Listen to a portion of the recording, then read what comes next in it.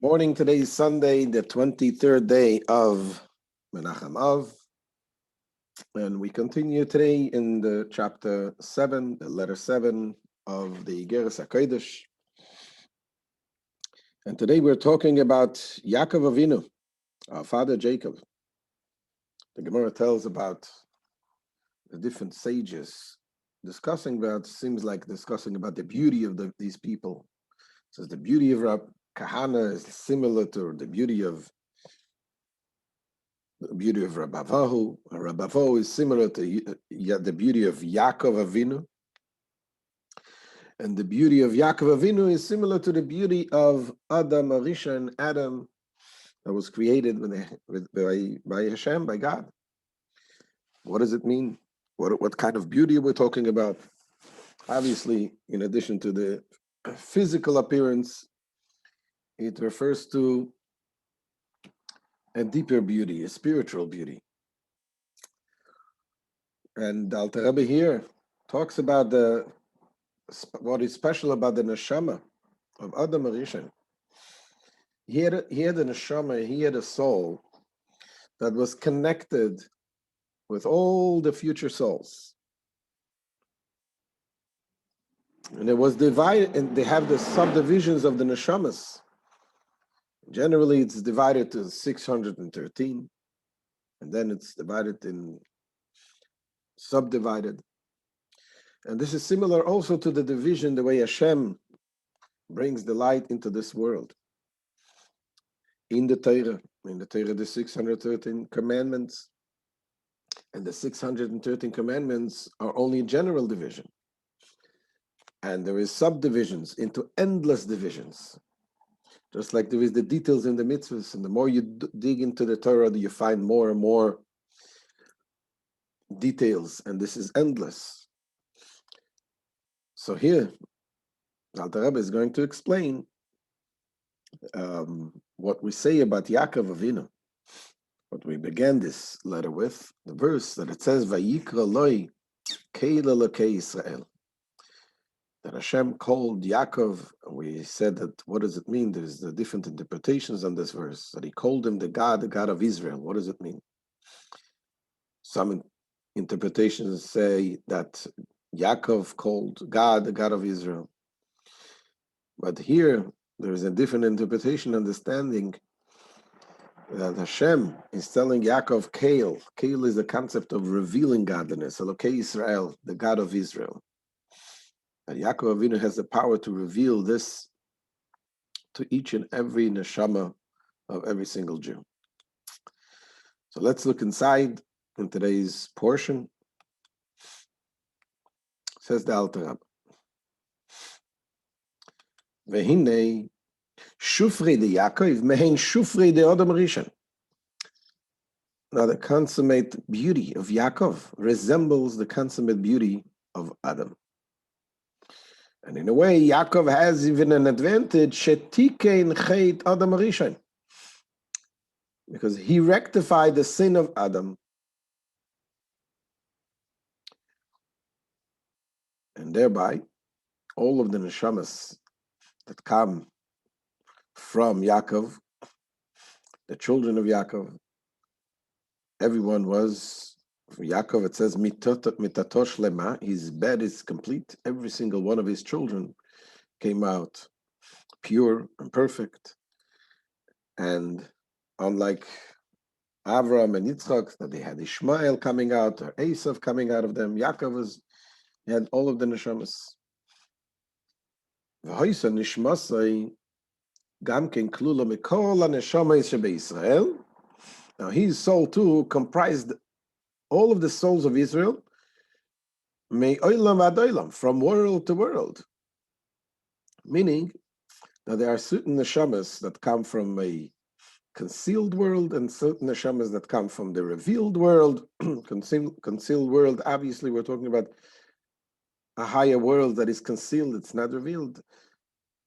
And all of the neshamas, they are all included in the neshama of Yaakov Avinu.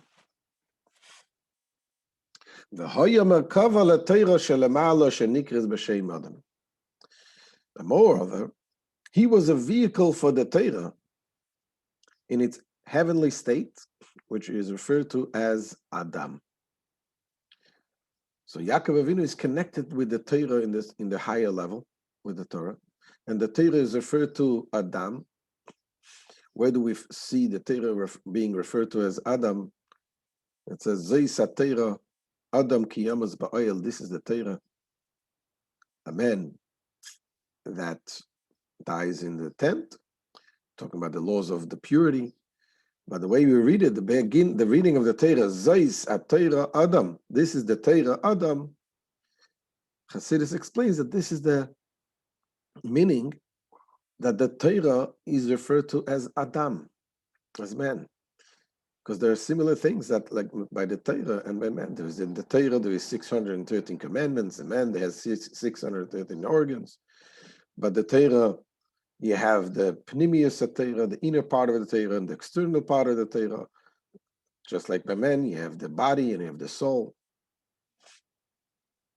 And it goes on, as it is written, and on the likeness of the throne, there was a likeness as the appearance of Adam. And this refers to the Torah.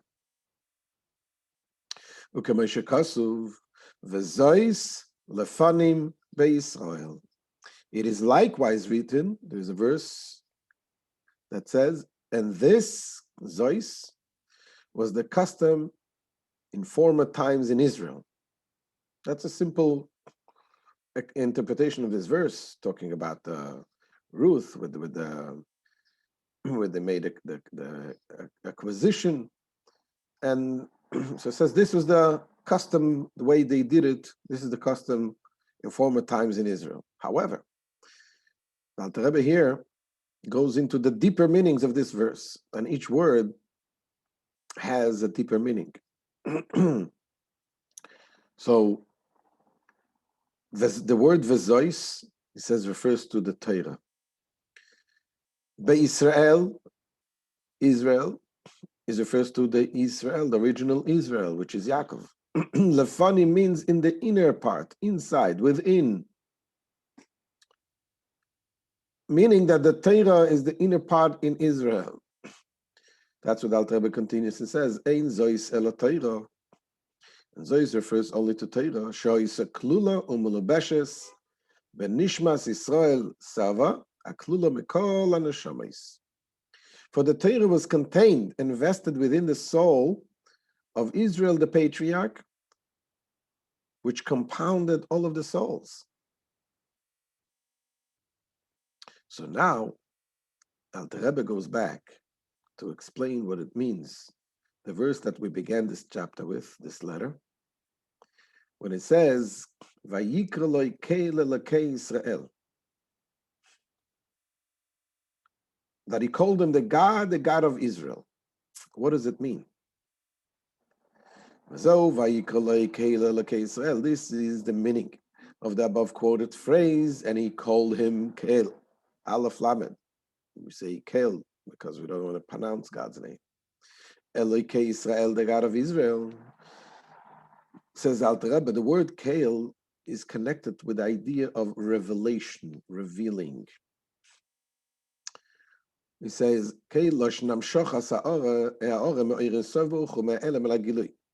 since the name Kel denotes the divine attributes of Chesed, which finds expression in God's desire to communicate his hidden light. So Yaakov's use of the name Kel signifies man's calling forth the radiance from the infinite Ein Sof light, which is closing the Torah from the concealment to manifestation. What is it saying? It is saying that the message here is Va'ikra loy Kel, he calls out Kel, Elokei Israel. It is Hashem saying to Yaakov, you have everything in you, it is time to reveal. You bring it out to revelation.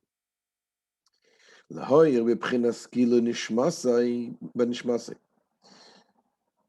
that it should illuminate in a revealed way in man's soul, in his soul. Thus it is written, Kael is the Lord, and he gives us light, which this indicates likewise that the divine name Kael connotes illumination. This name, Aleph Lamed, is the concept of revelation, revealing. So this was true by Yaakov Avinu.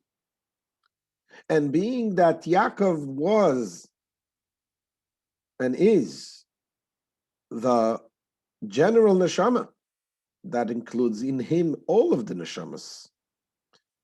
Therefore, that is also true to all of the neshamas that are connected. It says, "Ve'achar of kol yishrei lev," and after Yaakov, the infinite Ein Sof light shines openly into the souls of all the upright of heart. Yishrei lev.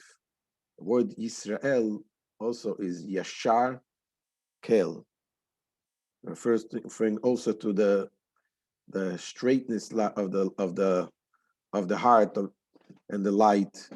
That all of them, all of Am Yisrael, that are included in the neshama of Yaakov Avinu, they all receive the ability to reveal their inner light.